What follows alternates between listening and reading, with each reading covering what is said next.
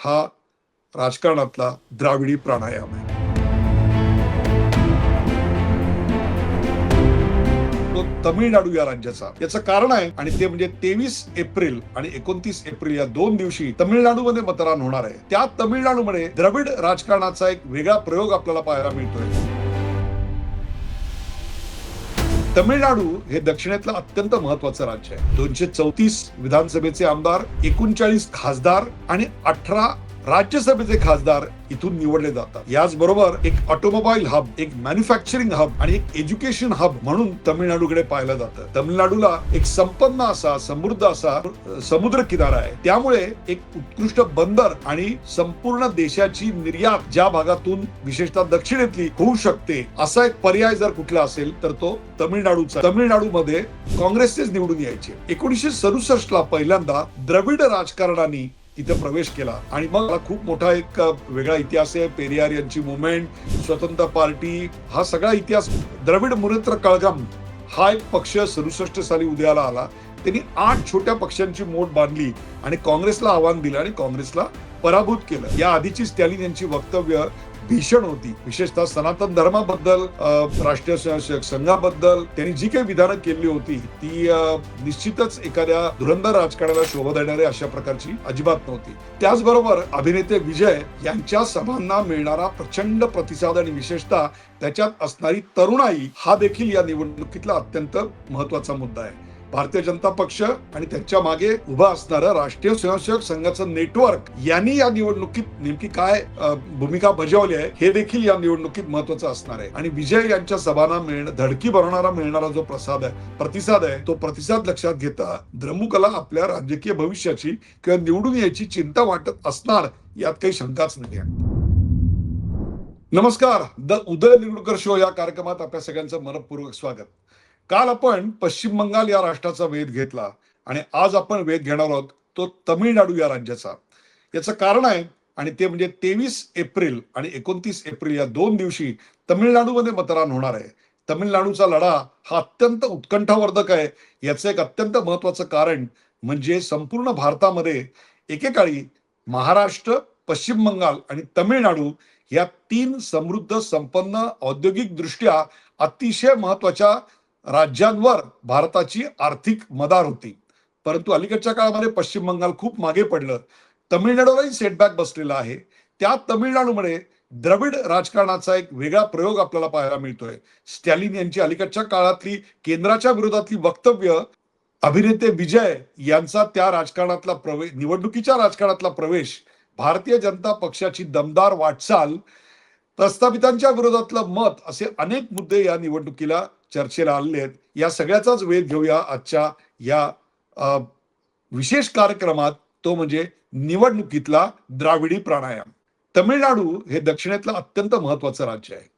234 विधानसभेचे आमदार, 39 खासदार आणि 18 राज्यसभेचे खासदार इथून निवडले जातात. याचबरोबर एक ऑटोमोबाईल हब, एक मॅन्युफॅक्चरिंग हब आणि एक एज्युकेशन हब म्हणून तमिळनाडूकडे पाहिलं जातं. तमिळनाडूला एक संपन्न असा, समृद्ध असा समुद्र किनारा आहे. त्यामुळे एक उत्कृष्ट बंदर आणि संपूर्ण देशाची निर्यात ज्या भागातून विशेषतः दक्षिणेतली होऊ शकते असा एक पर्याय जर कुठला असेल तर तो तमिळनाडूचा आहे आणि म्हणून ते अतिशय महत्वाचं राज्य आहे. या राज्यांच्या निवडणुकीचा इतिहास जर आपण पाहिला तर आपल्या लक्षात येईल की 1951 ला पहिल्यांदा विधानसभा आणि लोकसभेच्या निवडणुका झाल्या. त्या दोन्ही निवडणुकांमध्ये काँग्रेसला अर्थातच विजय मिळाला आणि तो विजयाची परंपरा जी काँग्रेसची होती ती विजयाची परंपरा तब्बल 1967 पर्यंत चालू राहिली. अगदी लोकसभेला निवडून येणारे खासदार हे देखील तमिळनाडूमध्ये काँग्रेसचेच निवडून यायचे. 1967 ला पहिल्यांदा द्रविड राजकारणाने तिथे प्रवेश केला आणि मग खूप मोठा एक वेगळा इतिहास आहे. पेरियार यांची मुवमेंट, स्वतंत्र पार्टी, हा सगळा इतिहास मी आता त्याच्यात जात नाही. परंतु द्रविड मुनेत्र कळघम हा एक पक्ष 67 साली उदयाला आला. त्यांनी 8 छोट्या पक्षांची मोठ बांधली आणि काँग्रेसला आव्हान दिलं आणि काँग्रेसला पराभूत केलं. तेव्हापासून द्रमुक आणि त्यांच्यापासून फुटून निघालेला अण्णा द्रमुक, एकदा द्रमुक निवडून येतं, एकदा अण्णा द्रमुक निवडून येतं. अगदी लोकसभेत सुद्धा एखाद दुसरा अपवाद वगळता ज्या पक्षाची राज्यात सत्ता असेल त्यांचे बहुतांशी खासदार निवडून येतात, हीच वस्तुस्थिती आतापर्यंत आपल्याला पाहायला मिळेल. अगदी 2021च्या निवडणुकांचा जर आपण निकालाचा अभ्यास केला तर आपल्या लक्षात येईल की तब्बल 134 जागा, होय, 234 पैकी 134 जागा या द्रविड मुनेत्र कळघम या पक्षाला, म्हणजे स्टॅलिन यांचा जो पक्ष आहे त्याला मिळालेल्या आहेत.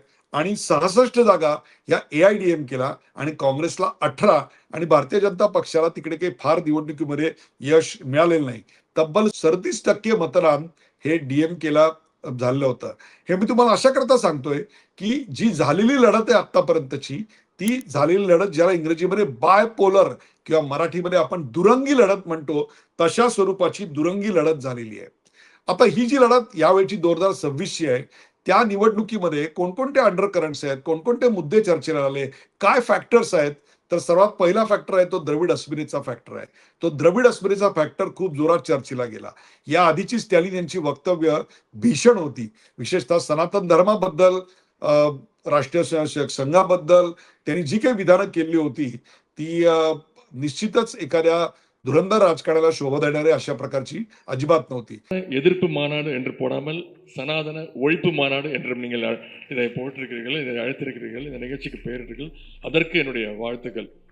சிலவற்றை நாம் ஒழிக்கத்தான் வேண்டும், எதிர்க்க முடியாது. கொசு, டெங்கு காய்ச்சல், மலேரியா, கொரோனா இதையெல்லாம் நம்ம எதிர்க்கக்கூடாது, ஒழித்து கட்ட வேண்டும். त्यांचं सगळं ते राजकारण आहे ते आतापर्यंत द्रविड असा प्रकारचं सेंटिमेंटचं राजकारण होतं, परंतु त्याला आता थोडं मागे सारून त्यांनी भाजप विरोध, हिंदी विरोध, राष्ट्रीय स्वयंसेवक विरोध, सनातन विरोध अशा प्रकारची एक भूमिका तिकडे मांडलेली आहे.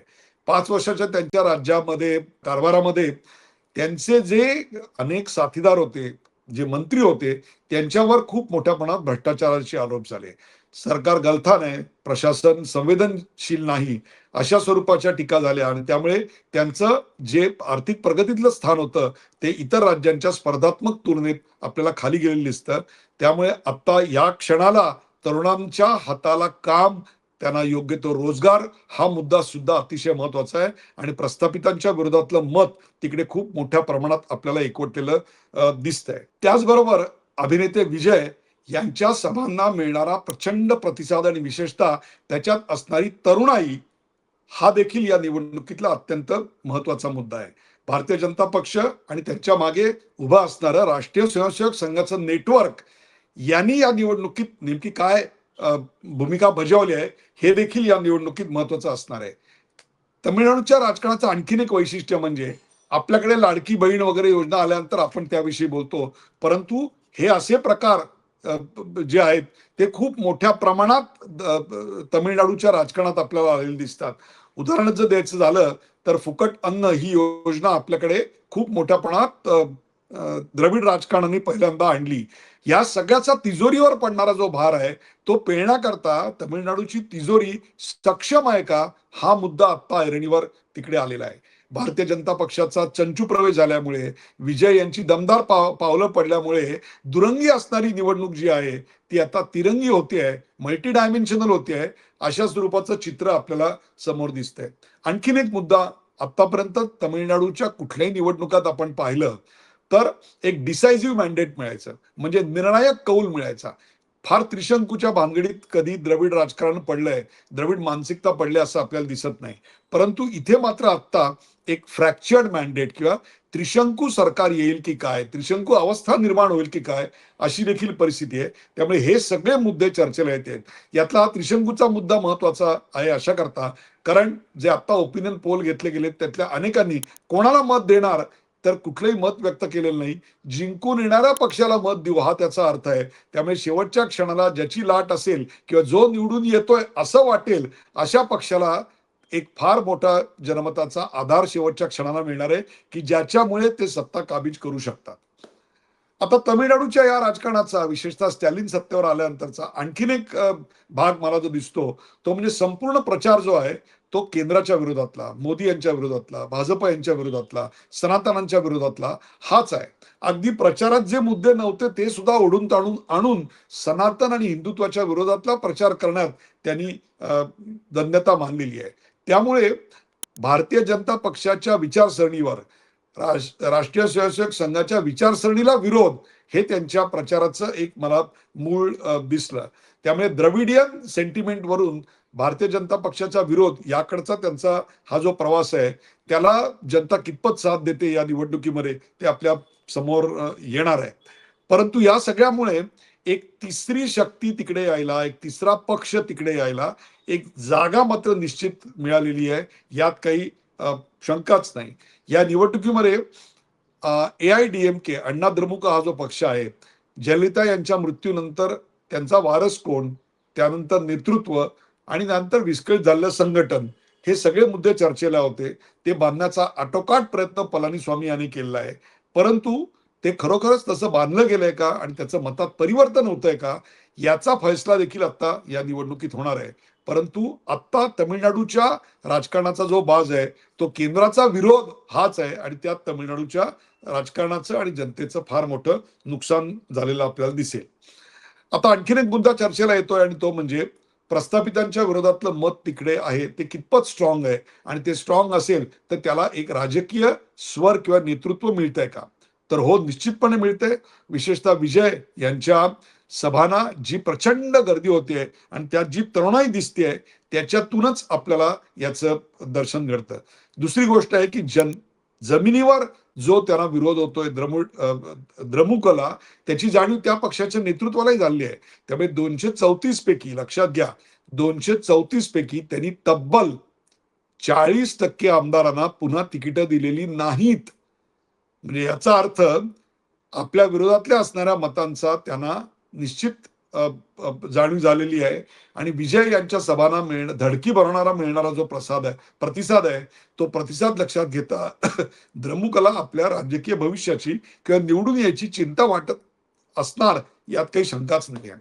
आता प्रश्न असा आहे की अभिनेते विजय यांचा परफॉर्मन्स या निवडणुकीमध्ये कसा राहील. तर एक अंदाज असा व्यक्त केला जातोय की त्यांची जी पॉप्युलॅरिटी आहे, ती पॉप्युलॅरिटी मतांमध्ये परिवर्तित होईल. आपल्याकडे देखील अशाच प्रकारचं आकर्षण, अशाच प्रकारची गर्दी ही राज ठाकरे यांच्या सभा नाही झाली. पहिल्या विधानसभेचा त्यांनी लढलेल्या, जिथे त्याला 13 आमदार निवडून आले, ते वगळता त्यांना काही तसा प्रतिसाद त्यानंतर निवडणुकीचा कुठे मिळाला असं आपल्याला दिसत नाही. डोंबिवली आणि नाशिक हे 2 एक सन्मान्य अपवाद वगळता.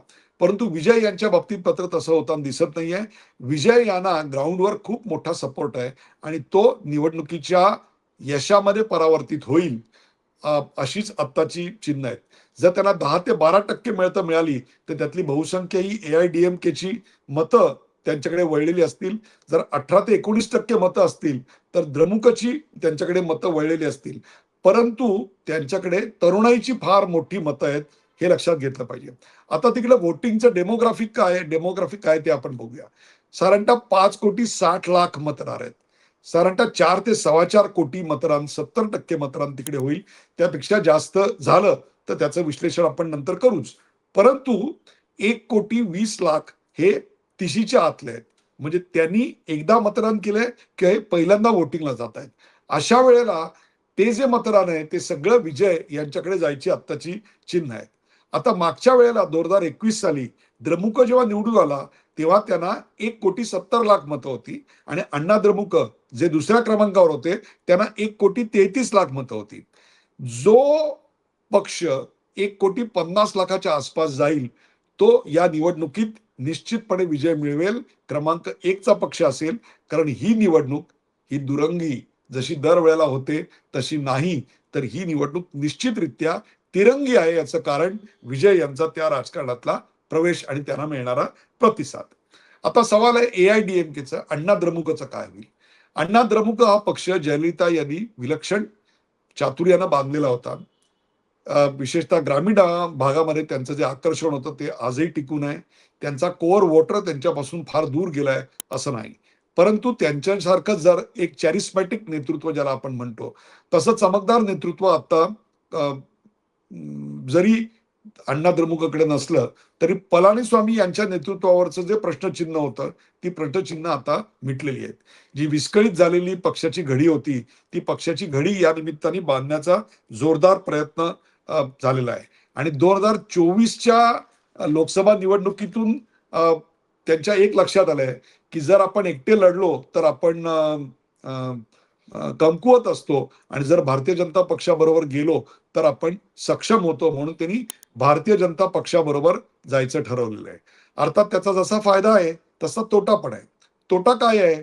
तर एकूण तामिळनाडूमध्ये 12% मतदार हे अल्पसंख्याक म्हणजे मुस्लिम समाजाचे आहेत आणि भारतीय जनता पक्षाबरोबर गेल्यानंतर त्या मुस्लिम समाजात त्याची जी मतं आहेत ती अण्णा द्रमुककडे येण्यापासून वंचित राहतील.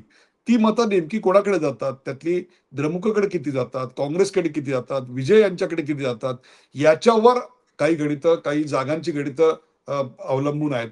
परंतु भारतीय जनता पक्षाची साथ, अण्णा द्रमुकचा कोर वोटर इंटॅक्ट असणं आणि प्रस्थापितांच्या विरोधातल्या मतामुळे द्रमुकची काही मतं अण्णा द्रमुककडे येणं, यामुळे या निवडणुकीत त्यांचा जो परफॉर्मन्स आहे मागच्या वेळेला 1,33,00,000 मतं होती, ती या निवडणुकीत निश्चित वाढताना आपल्याला दिसणार आहेत. आता इथे आणखीन एक नवा प्रवेश जो दिसतोय तो भारतीय जनता पक्ष आहे. भारतीय जनता पक्षाच्या स्थापनेपासून दक्षिणेमध्ये आपला झेंडा रोवावा याच्याकरता कसून प्रयत्न करतोय. खरं तर तामिळनाडूमध्ये राष्ट्रीय स्वयंसेवक संघाचं उत्तम कार्य आहे. परंतु त्याचं पॉलिटिकल मॅनिफेस्टेशन त्या विचाराचं जे आहे भारतीय जनता पक्ष, त्यांना काही फार यश आपल्याला आतापर्यंत मिळताना दिसत नाही. याचं कारण तिथल्या द्रविड राजकारणाचा बाज, या पलीकडे दुसरं काही नाही. 1998 मध्ये कोइंबतूरला जो बॉम्बस्फोट झाला त्यानंतर तिकडे एक हिंदू राजकारणाची एक सुरुवात झाली ढोबळ मनाने असं आपल्याला म्हणता येईल. आणि त्याच्यानंतर जयललिता यांनी भारतीय जनता पक्षाचा वाढता प्रभाव लक्षात घेऊन भारतीय जनता पक्षाबरोबर युती केली आणि भारतीय जनता पक्ष हा तमिळनाडूमध्ये यानंतर पसरलेला आहे.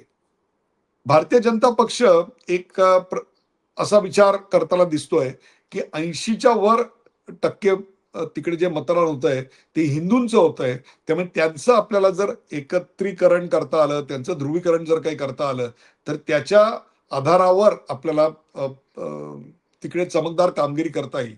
परंतु तिथला हिंदू जो आहे तो अनेक ऐतिहासिक कारणांमुळे, सामाजिक कारणांमुळे हा डिव्हाइड झालेला हिंदू आहे. तो एका झेंड्याखाली आतापर्यंत आलेला नाही. त्यामुळे भारतीय जनता पक्षाची जी ग्रोथ आहे, तिकडची जी वाढ आहे, मतांची टक्केवारी आहे, ती आपल्याला खूप स्लोली वाढताना दिसते. दुसरी गोष्ट, त्यांच्याकडे एक चमकदार नेता नाही. अण्णामलाई हे तशा प्रकारचं नेतृत्व करू शकतील अशा प्रकारची चिन्ह होती. परंतु अलीकडच्या काळामध्ये ते आता तर निवडणूक सुद्धा लढवत नाही आहेत. त्यामुळे भारतीय जनता पक्षाने एका चमकदार नेतृत्वामागे संपूर्ण संघटन उभं करायच्या ऐवजी विचारसरणी मागे संघटन उभं करावं आणि ती विचारसरणी ऍक्सेप्ट करणारी एक मोठा समाज निर्माण करावा, असा आपल्या धोरणात बदल केला दिसतोय. त्याचं यश त्याला निश्चित या निवडणुकीत मिळताना दिसेल. तमिळनाडू ही एक प्रकारे आघाडी आणि युती यांची भूमी आहे.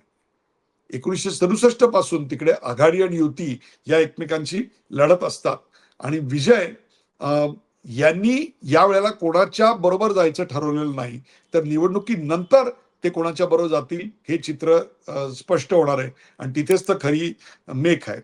एक आणखीन मला नेहमी प्रश्न विचारला जातो, विशेषतः मी तमिळनाडूवर बोलणारे कळल्यानंतर कॉमेंटमध्ये काही लोकांनी लिहिलं होतं की तमिळनाडूमध्ये एवढा फिल्म स्टार्सचा प्रभाव का? तर एकेका प्रदेशाची ती एक अस्मिता असते आणि ती अस्मिता इकडे आहे. द्रविड मुवमेंट जेव्हा तिकडे वाढायला लागली त्यावेळेला द्रविड मुवमेंटमध्ये जे नेते होते, ते अभिनेते होते, लेखक होते, त्यांनी आपल्या लेखणीचा वापर द्रविड मुवमेंटच्या सदृश्य किंवा त्या कथ्याला पुढे जातील अशा प्रकारची